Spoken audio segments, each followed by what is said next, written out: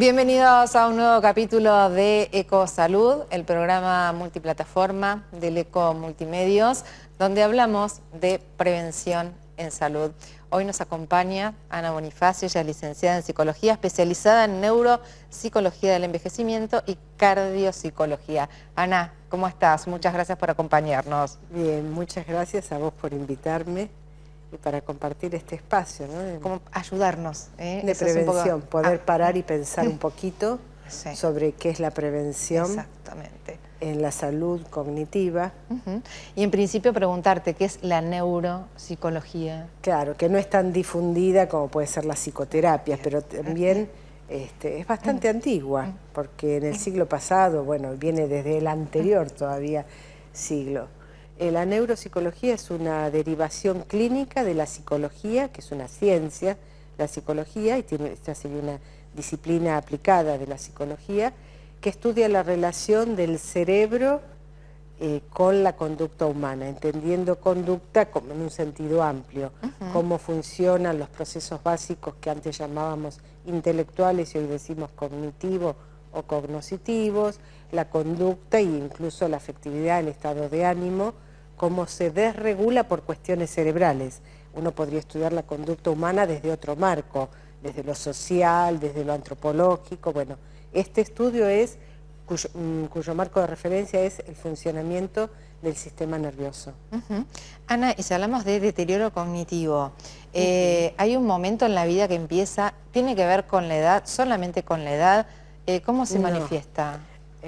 Primero, cognición, para hablar de deterioro cognitivo, es un concepto amplio que tiene que ver con aquellas capacidades, habilidades, aquellas competencias que nos permiten vincularnos con el mundo a través de estas funciones cognitivas, que son la atención, la memoria, el lenguaje, la percepción espacial, la percepción visual, o sea, todo lo que nos es transparente, como el planificar, pensar, razonar y demás, conforman el mundo cognitivo de una persona. No es solo el adquirir conocimiento, que uno dice cognitivo y lo asocia a adquirir conocimiento. Claro, tiene que ver con la reflexión, con la autorreflexión, la inteligencia intrapsíquica, interpersonal. O sea, todas esas habilidades está el cerebro atrás. Después estará la historia de vida de la persona que va a modificar, que va a dar un sello único a cada individuo. Cuando hablamos de cognición, entonces es bastante amplio. Claro. Y deterioro, a mí me gustaría incorporar también otro concepto que es declive cognitivo y deterioro cognitivo. ¿Hay diferencias? Sí, y son muy importantes desde la psicogerontología o desde la psicología, porque en general, o sea, declive cognitivo es un descenso, una declinación asociada a cambios fisiológicos, es decir, naturales, de la edad. Estar un poco más lento, tener alguna dificultad en la recuperación de los datos, en la memoria. Eso que me olvido, estoy hablando y no me sale una palabra. Sale una palabra, que después de los 50 suele suceder y se puede agudizar un poco más. Entonces son cambios esperables para la edad, pero nadie espera que una persona mayor, es decir, un adulto mayor, esté desorientado en tiempo y espacio si no tiene una patología. Claro. Pasa que hay un folclore popular y tenemos muchos mitos en relación a que si sos viejo, necesariamente vas a estar deteriorado.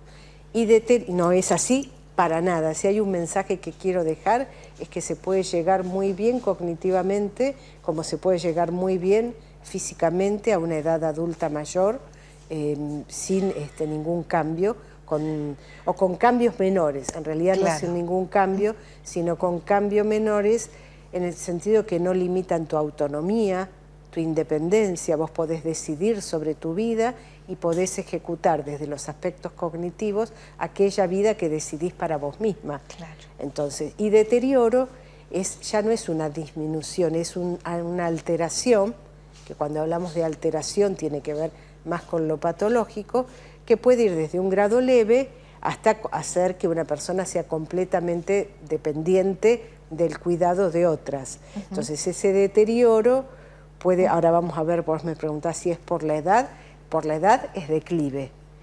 Deterioro tiene que haber alguna causa por detrás. ¿Y cuáles pueden ser esas causas? Bien, múltiples, hay muchas. Pueden ser unas neurológicas, que son las más que pueden comprometer de manera evolutiva este deterioro, o también puede haber causas más sistémicas, como pueden ser las causas cardiovasculares. Por eso a mí me interesó estudiar la psicología del paciente cardíaco para poder unir entre la neuro y la cardio, poder tener una comprensión mayor, porque el corazón y el cerebro son un eje, y lo que le hace bien al corazón o mal al corazón va a afectar el funcionamiento neurocognitivo y viceversa, porque están recibiendo comunicación de ambos bidireccionales. Volviendo a tu pregunta, ¿cuáles son las causas? Puede haber enfermedades del cerebro, como puede ser la enfermedad de Alzheimer, del funcionamiento cerebral, o las demencias primarias, que tienen que ver, que es una expresión para decir aquello que afecta el funcionamiento cerebral en su forma de, digamos, en la fisiología, pasa a tener una patología, o puede la persona tener una cuestión endocrina que afecte el funcionamiento, por ejemplo, falta de vitamina, falta de ácido fólico, dislipemia, diabetes, porque todo somos uno. Digamos, la vasculatura que tenemos, el sistema vascular, es el mismo, como diría Luis Sico, con quien trabajo, son la cañería. Entonces es como la cañería de tu casa. Si tenés oxidado en una punta, seguramente va a repercutir en la otra. En otra o en algún otro punto. Entonces la salud vascular es determinante de la salud cerebral y de órganos privilegiados, pero en nuestro caso la salud cerebral. Pero también podemos tener infecciones en el cerebro, y eso también nos va a causar o nos podría causar deterioro cognitivos, encefalitis herpética, una infección de HIV podría producir una alteración cerebral, por hongos, por diferentes condiciones que, digamos, que son las menos, por suerte, pero que también podrían producir deterioro cognitivo. Cuando hablamos en general, o las personas piensan, las personas no especialistas, pensamos típicamente en la enfermedad de Alzheimer, o en otras demencias, como la demencia frontotemporal o la demencia vascular, que son los casos mayores cuantitativamente hablando, ¿no? Con más prevalencia. Entonces hay múltiples factores que pueden predisponer a tener deterioro cognitivo. Por la edad, por los cambios que se asocian a la edad, no deberíamos tener deterioro, deberíamos tener una declinación. Ahora, si una persona mayor que no tiene una enfermedad neurodegenerativa, pero es sedentaria, fuma, toma alcohol, come mal, se alimenta con una comida, digamos, cargada en grasas, con mucha sal, lo que era esperable como declive posiblemente se agudice porque está contribuyendo a no tener una buena salud integral, que en definitiva tiene que ver con la oxigenación, con la circulación, con montones de factores que, bueno, son determinantes de tu estado de patológico o saludable. Ana, ¿y cómo prevenimos? ¿Hay formas de poder prevenir esas situaciones? Sí, claro. ¿O aletargarlas? No sé, hacerlas, sí, ¿no? Bueno, ahí, digamos, se puede prevenir hasta cierto punto. No es que si yo hago todas esas acciones que ahora te cuento, va a ser que no tenga nada, porque, digamos, traemos una genética y nos puede predisponer más o menos para tener deterioro, tanto evolutivo como no por otras causas.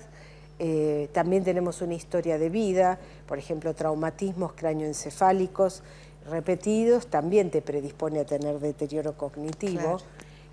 Haber tenido un accidente cerebrovascular u otras enfermedades, tal vez enfermedades oncológicas, no solamente en el cerebro, sino en otra parte del cuerpo, y algún tratamiento puede disminuir el funcionamiento cognitivo.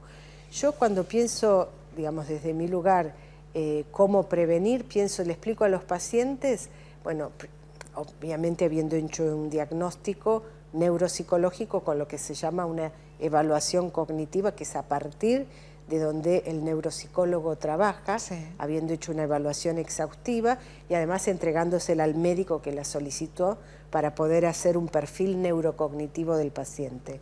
Yo le explico al paciente que hay factores de riesgo y factores de protección, y le digo siempre, hay que disminuir los factores de riesgo y hay que aumentar los factores de protección.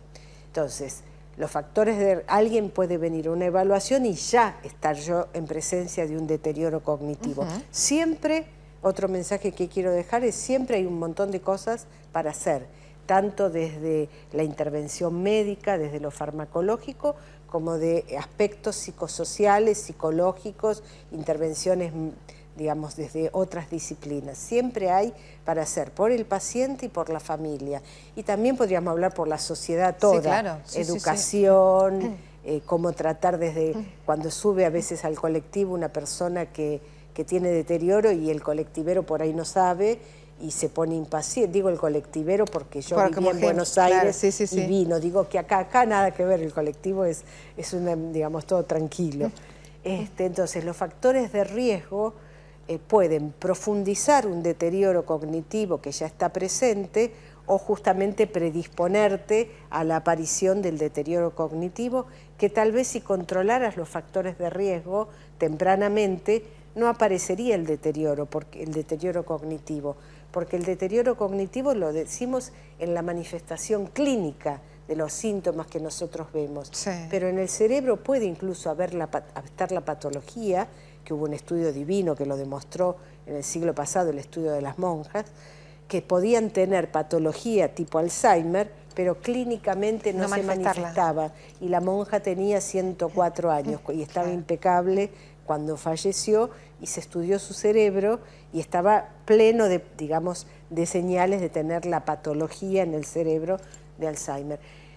Hubo mucho avance en estos últimos años, por ejemplo, en el 2017 salió una revisión muy profunda de la revista Lancet, que por el COVID ahora la conocemos, que identificaba 9 factores de riesgo para demencia y a los 3 años, no mucho más, se volvió a rever eso y se encontraron 3 factores de riesgo más, que entonces sumaron 12 factores de riesgo, que plantean con evidencia científica dura que contemplando esos factores de riesgo a lo largo de la vida, porque digamos, tienen su incidencia en distinto momento vital, se disminuye el 40% el riesgo de tener demencia. Y en los países en vías de desarrollo, como nuestro país, llega hasta el 50%. Entonces, si nos cuidáramos de estos factores de riesgo, que los factores de riesgo se dividen en no modificables y modificables. Los modificables están estos 12. Entonces, si pudiéramos intervenir tempranamente en estos factores de riesgo, que están los cardiovasculares, la hipertensión está ahí bien top, disminuiríamos la probabilidad de tenernos y no es tan complicado. Mira, los factores cardiovasculares, la baja educación, eso sería algo a nivel de las políticas públicas, ya no es responsabilidad de la persona solamente de poder educarse, hacer actividad cognitiva, la alimentación, disponer de dinero para una alimentación buena, ¿no? La actividad física, o sea, el sedentarismo es un factor de riesgo, la soledad, el aislamiento, la restricción social, lo vimos en la pandemia, claro. ¿No? ¿Quién no tiene alguna persona conocida que se retrajo y si tenía deterioro bajó violentamente el nivel cognitivo en el que estaba? Entonces, la audición, digamos, la disminución auditiva no corregida es un factor de riesgo para demencia, y esto hay que decirlo. Muchas veces las personas mayores, por estética, por toda esta cosa que en realidad es un dispositivo como los anteojos. Sí, tal cual, o un auricular o el celular uno lleva y... O sea, a ningún joven se le ocurre pensar que el auricular que se pone puede... Bueno, las personas mayores hay como un estigma más antiguo y además por ahí son más grandes, eran más feos, qué sé yo. Pero eso también es un factor de riesgo importante. Y los factores de protección tienen que ver con, con la contracara, ¿no? O sea, no fumar, fumar cero, porque afecta realmente, aunque sea poco, la gente dice fumo poquito, obviamente es mejor que 40, pero nada. Disminución del alcohol, incremento de la actividad física, la consulta precoz con el médico, no desestimar las quejas cognitivas. Antes decían, bueno, déjalo al abuelo que es viejo o ya está, es normal. No es normal. La queja cognitiva subjetiva, es decir, cuando yo la siento, amerita una consulta con el especialista, con el médico clínico, si tengo médico geriatra mejor, con el neurólogo, con el neuropsiquiatra, con el médico que va a saber orientar o con un neuropsicólogo que va a saber asesorar y derivar correctamente. Ana, ¿qué pasa con lo emocional? ¿Cómo juega?